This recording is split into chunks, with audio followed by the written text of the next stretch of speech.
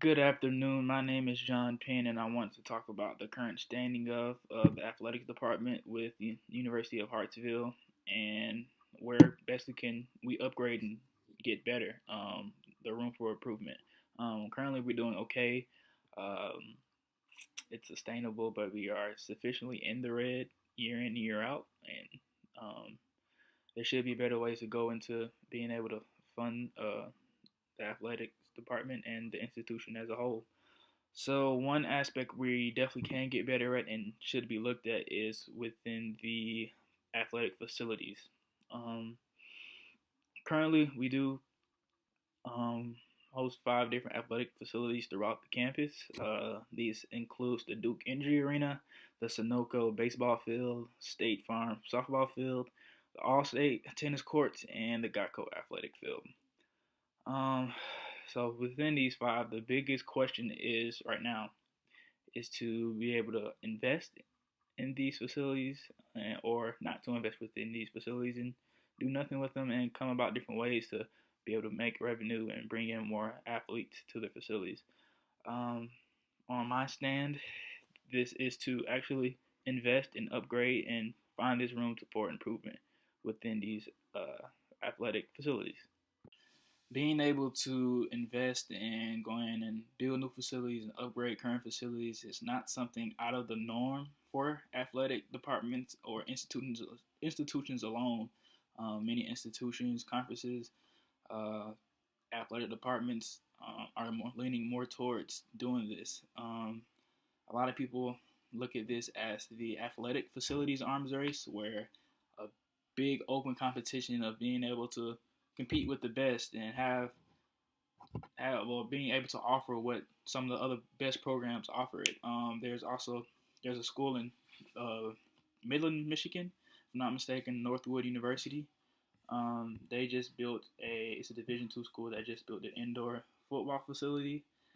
This is a report from Kyle Austin, just stating that by building these new facilities, that the schools are starting to gain the commitments of the areas of the best high school players and potential future revenue streams.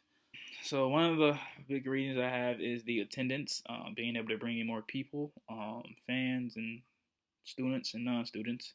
Another big one is the recruitment of high school players and bringing in the best players. When you bring in the best players, obviously there are spectators that want to watch them. So it's kind of go hands in hand of bringing in uh, attendance of fans. Um, the next one is to keep up with the division. The Division II, keeping up with the surrounding people, with especially in the geographical areas. Say if you had two other schools that was building new facilities and upgrading current ones and building new ones, they're more likely for not just student athletes, but just students that want to be at that new place. No one wants to have to go to a old tradition. They want something new. So that would be a great help. And the last thing is overall just being able to have a great and new experience. When we have facilities built back in the 90s and we had these students there, they were able to obtain and gain that new experience of a good facility, good place, and being able to have something to remember. And this is not just from the student athlete who are cheering for them. These are the actual athletes, the student athletes that are playing, and the students that are cheering for these student athletes. It's all experience in one. And as a university, we have to do something to make that better. So let's dig a little deeper into the reasons why. And my first reason why is the attendance and being able to upgrade facilities, which could bring a major effect into this. So one of the big things that caught my eye is with Duke Energy Arena, which hosts for men's basketball, women's basketball, volleyball, wrestling, and the spirit team. So if you look through the revenue for men's and women's basketball, there is an average of 75 people that attends per game. Okay, so with that 75, and you look at Duke Energy Arena actually has maximum seating for 2,000 people. And looking at that 75 and that 2,000, it doesn't seem that we're really maximizing our space and bringing people into the facility and obviously gaining more revenue. So with that 75 people coming in at the rate of $5 per person for a ticket, there's only $4,500 made for the basketball team that goes for 12 games that go throughout the season. So, but if you put it for men's and women's, that 24 games, obviously, and it'll be $9,000 made. Um, so if we put a reasonable goal to put more people in these seats through upgraded facilities and people actually want to see what's new, people will love what's new, obviously, or why everyone's trying to do so. I will put a reasonable goal number of trying to be able to get in about, let's say, 250 people at each game. So instead of being at 9,000 for the whole season for men's and women's basketball, the total number will come out to about 15,000 just for men's, and I have to double it for men's and women's. It'll be going from $9,000 throughout the whole year made just from those two sports to 30,000 going through just for those two sports just for ticket sales, which is a big difference. So having this upgraded facility would do a lot of trying to bring people in attendance and obviously make us more money to obviously pay for the funding as well. So speaking of this arms race, it is very important to not remain stagnant and be able to accept change and be able to be willing to invest and go into trying to develop and upgrade your facilities and just become a better athletic department and build a great culture around you, and set not only just set the standard but be the standard that other institutions want to be. And this is not just within the conference of the few schools that's in there, but this the entire division that you're looking at and that you want to be able to be the standard for.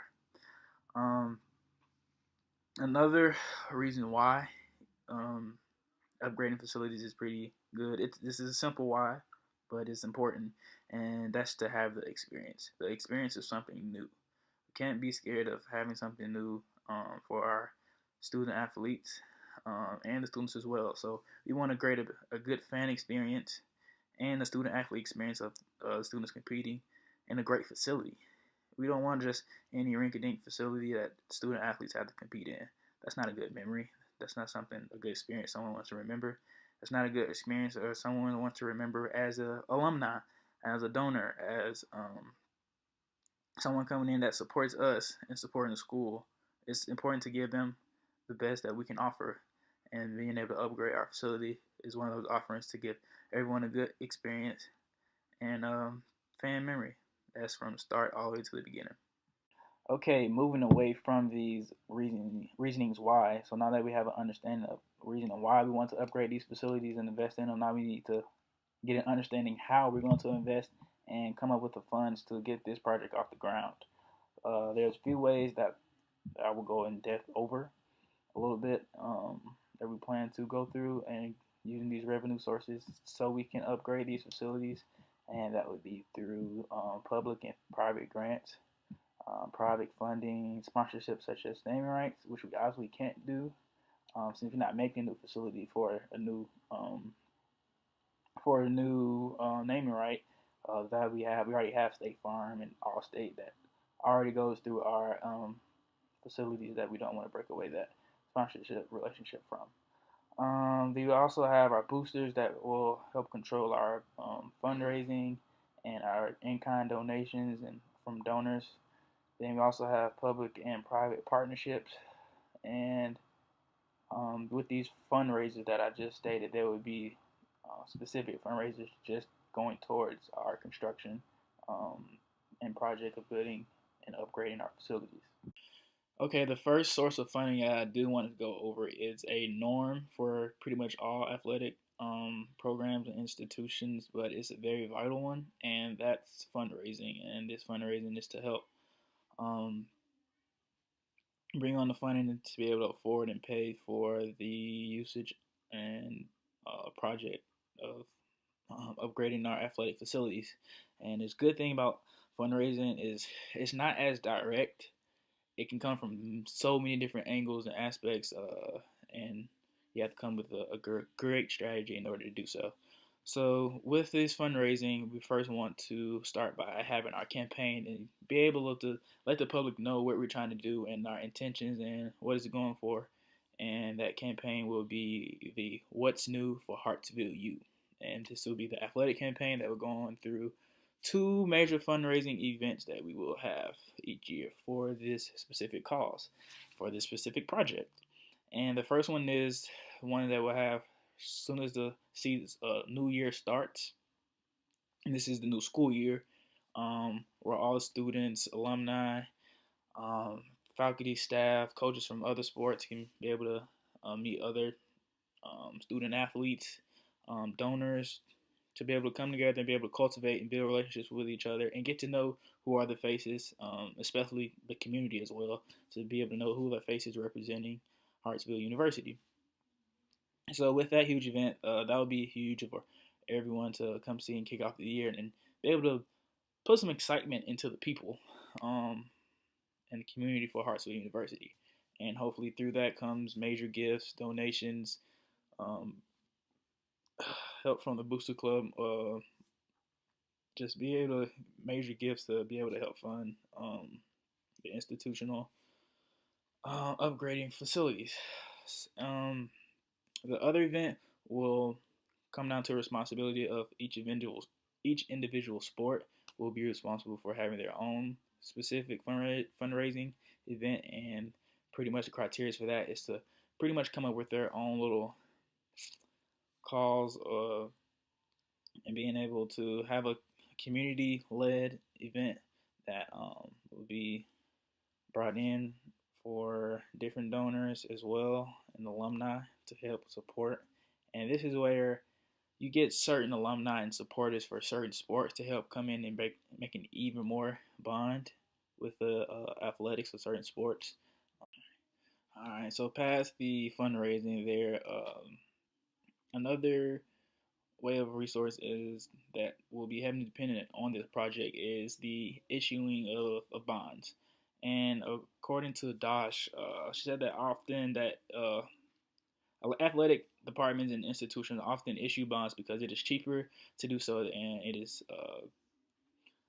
way better than paying higher interest rates on like conventional loans. Even though issuing bonds is pretty similar to loans, it's not quite the same, and it comes at a much cheaper rate.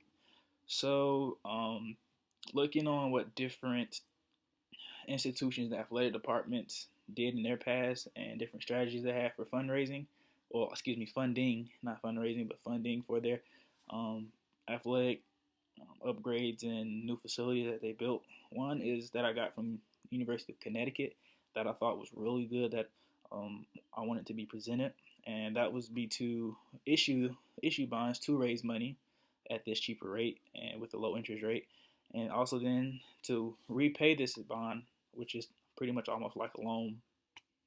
Um, this will be used through non-student ticket fees, and as mentioned before, I'm planning to have student and non-student ticketing a little different now. Um, Instead of just $5, there will be a little increased rate for non-student tickets, and so the money raised from these non-student tickets will help pay for these fundings over time as we help build and put people in these new upgraded facilities. So the last revenue source to go through to help fund this project is actually looking through the budget. And with this budget, you want to look at expenses and see where can we come in to help bring general funding into this to help fund this project. As stated before, we want to go ahead and take a cut from salaries and benefits from all the coaches and administration that we discussed before. And with this, that 10% annually will be used towards the funding for this project. And this project plans to be finished in 2021 for all three facilities that has not really been touched since the 90s that we want to go ahead and upgrade and bring to this institution to help build a culture for this institution.